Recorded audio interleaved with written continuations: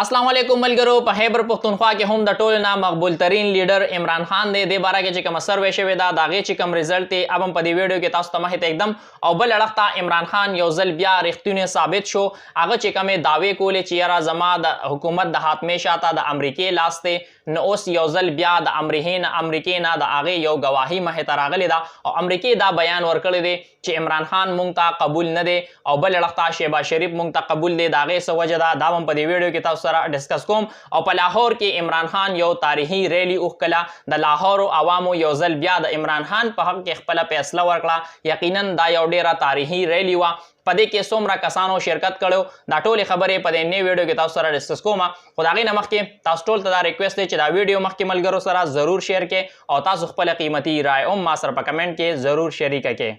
ملګرو څنګه چې تاسو ته پته ده په ټول پاکستان کې دې ټیم کې عمران خان د ټول نه مقبول ترین لیډر دی خو اوس په خیبر پښتونخوا کې هم عمران خان د ټول نه مقبول ترین لیډر دی دې باره کې یو سروې شوی ده د هغې سروې ریزلټ چې کوم دی هغه تاسو ته مخې ته ایکدم ریپبلک پالیسي دی یو سروې کړې ده د اپریل په مهینې کې 2023 کې کومه د 13 مهینه چې وه په دې کې دوی یو سروې کړې ده او د هغې مطابق عمران خان چې دی هغه د ټول نه مقبول ترین لیډر دی د خیبر پښتونخوا 64% عوام چې دی هغه دې ټیم کې د عمران خان حمایت یافته دي مولانا فضل الرحمن 18% سره په دویم نمبر دی سراج الحق 4% سره په دریم نمبر دی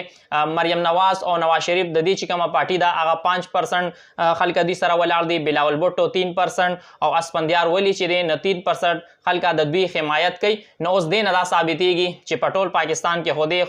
خیبر پښتونخوا کې هم عمران خان د ټول نه مقبول ترین لیډر دی بل اړخ ته عمران خان بداوي چې یاره زما د حکومت د حاتمې شاته د امریکې لاس دی نو اوس یو ځل بیا عمران خان رښتونی ثابت شو هغه چې کوم سایفر خبره کوله هغه هم رښتونی ثابت شه اوس د دې باره کې د امریکې نه دا ګواهي راغلې ده د امریکې چې کوم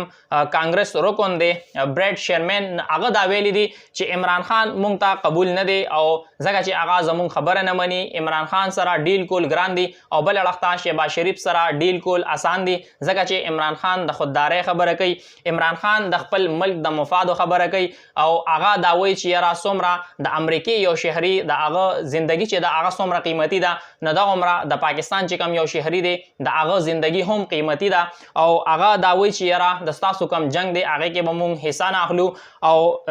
ډرون حملې چې دي د هغې اجازت مونږ مزید نشو درکولی نه ځکه عمران خان سره ډیل کول ګران دی هغه مونږ ته قبول نه دی او بل اړخ ته شهباز شریف چې دی هغه مونږ ته قبول دی ځکه چې هغه زمونږ هر یو خبره مني او عمران خان زمونږ خبره نه مني د لاهور عوامو د عمران خان په حق کې یو ډیره غټه فیصله وکړه او په لاهور کې یو ډیره تاریخي ریلی عمران خان وکړه او په دې ریلی کې په لکونو تعداد سره د لاهور عوامو شرکت وکړو دا کم تصاویر چې تاسو ته په سکرین باندې ښکاري دې نه تاسو دا اندازه لګولی شئ چې په دې کې څومره کسانو شرکت کړی دی په دې ریلی کې او یقینا دا یو ډیره تاریخي ریلی وه د دې ریلی رکاولو دپاره ډیر زیات کوششونه وشو الیکشن کمیشن هم نوټیفیکیشن وکړو او دوی له دا اجازت نه ورکړو چې پاکستان تحریک انصاف په لاهور کې ریلی وکړي خو بیا چې کومه ضلعي انتظامیه ده نه هغوی پاکستان تحریک انصاف له دا اجازت ورکړو چې هغوی ریلی وباسي نو یقینا دا یو تاریخي ریلی وه دې کې ډیر زیات تعداد سره د لاهور عوامو شرکت وکړو او په همدغې یقینا چې کله په لاهور کې ریلی وه دا پاکستان تحریک انصاف چې چیرمن دی عمران خان هغه لیډ کوله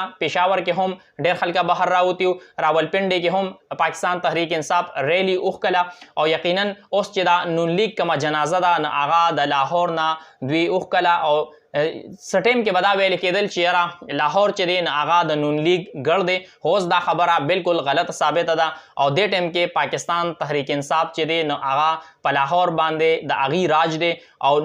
لاهور چې دی نو هغه د پاکستان تحریک انصاف ګړ دی او یقینا چې کوم مذاکرات دي د هغې حوالې سره هم عمران خان ډېر واضحه پیغام ورکړی دی او هغه دا ویلی دی چې یاره چې کوم مذاکرات دي نه هغې کې زموږ حکومت ته دا یو ډیمانډ دی چې د 14 مای نه مخکې د اسمبلي تحلیل کې یعنې د سپریم کورټ چې کوم